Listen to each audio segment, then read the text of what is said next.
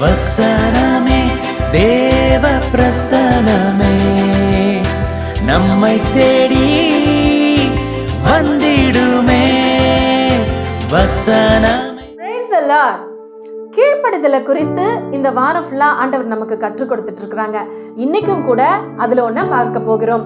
பாருங்க, இஸ்ரவேல் ஜனங்க எகிப்திலிருந்து புறப்பட்டு வரும் பொழுது அமலேக்கியர் அவங்களுக்கு வழி மறைச்சு அவங்கள கஷ்டப்படுத்தின ஒரு காரியம் ஆண்டவரோட மனசுல இருந்துகிட்டே இருக்கு. இந்த அமலேக்குக்கு நான் எதனா ஒண்ணு செய்வேன், கண்டிப்பா அவங்களை நான் சங்கரிப்பேன் அப்படின்னு சொல்லி ஆண்டவர் மனசுல இருந்துகிட்டே இருக்கு. இப்பதான் இஸ்ரவேலுக்கு ராஜாவா ஆண்டவர் சவுலை நியமிக்கிறார்.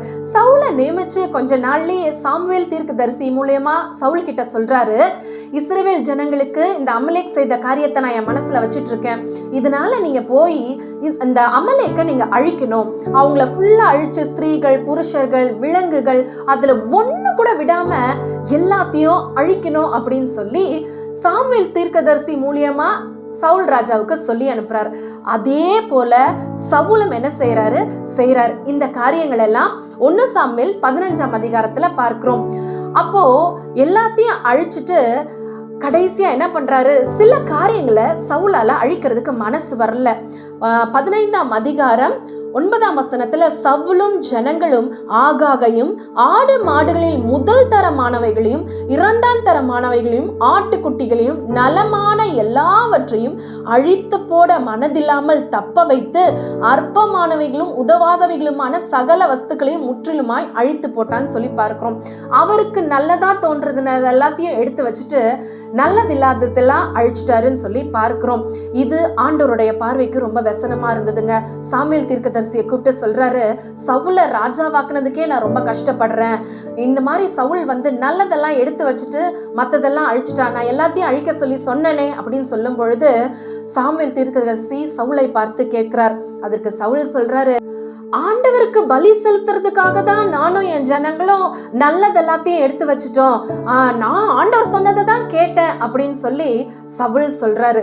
பாருங்க, அதற்கு சாமுவேல் தீர்க்கதரிசி சொல்றாரு, 1 சாமுவேல் 15:22ஆம் வசனத்துல, பலிகளை பார்க்கிலும் கீழ்ப்படிதலும் ஆட்டு கடாக்களின் நினத்தை பார்க்கிலும் செவி கொடுத்தலும் உத்தமம் அப்படின்னு சொல்லி, நீங்க என்னதான் பலி செலுத்தினாலும் கீழ்ப்படுதல் இல்லைன்னா அந்த பலி எனக்கு பிரியமா இருக்காது. உன்னை ராஜாவாய் இருக்கிற இந்த ஸ்தானத்திலிருந்து ஆண்டவர் உன்னை புறக்கணிச்சிட்டார் அப்படின்னு சொல்லி சாமுவேல் தீர்க்கதரிசி சவுலை பார்த்து சொல்றார். பாருங்க, இப்படிதான் நம்மளுடைய வாழ்க்கையிலும் கர்த்தர் சில காரியங்களை அகற்ற சொல்லி தொடர்ந்து பல விதங்களில நம்ம கிட்ட சொல்லிட்டே இருக்காரு. ஒருவேளை அந்த காரியங்கள் நமக்கு நலமானதா தோன்றும், ஆனால் கர்த்தருக்கு அது பிரியமில்லாததா இருக்குது. ஆண்டவர் உங்ககிட்ட சில காரியங்களை அகற்ற சொன்னா அதை நீங்க அகற்றியே ஆகணும். ஏன்னா உங்களுடைய ஆசீர்வாதத்திற்கு அது பெரிய தடையாய் போய்விடும். அந்த கீழ்ப்படியாமை நீங்க என்னதான் ஜெபம் பண்ணாலும், என்னதான் பைபிள் வாசிச்சாலும், கர்த்தருக்கு முக்கியத்துவம் கொடுத்தாலும், ஏதோ ஒரு கீழ்ப்படியாமை உங்களுடைய வாழ்க்கையில உங்களுடைய பெரிய ஆசீர்வாதத்திற்கு தடையா இருக்கும். எப்படி சவுல் ராஜாவாகி அந்த பொசிஷனையே இழந்துட்டாரோ, நம்மளுடைய ஆசீர்வாதத்தையும் நம்மளும் இழந்துருவோம். சோ கர்த்தர் உங்களுக்கு சொல்லுகிற காரியத்துக்கு செவி கொடுத்து கீழ்ப்படியுங்க, பெரிய ஆசீர்வாதத்தை பெற்றுக்கொள்ளுங்க. God bless you all.